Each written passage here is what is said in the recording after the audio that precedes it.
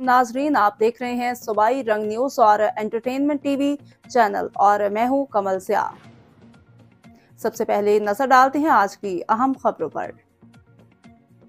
Rawalpindi Punjab food authority training school के ज़ेर-ए-एहतमाम ग़िज़ाई आगाही seminar. Rawalpindi में Punjab food authority training school की जानिब से government graduate college for women मरी रोड में महफूज और मुतवाज़न ग़िज़ा की अहमियत के उन्वान से एक आगाही सेमिनार का इनेकाद किया गया, जिसमें 130 तलबा व असातिज़ा ने शिरकत की। मास्टर ट्रेनर राबिया दिल और प्रिंसिपल ऑफिसर मोहम्मद समीउल्लाह आवान ने सेमिनार में ग़िज़ायत से मुतालिक अहम नुकात पर रोशनी डाली।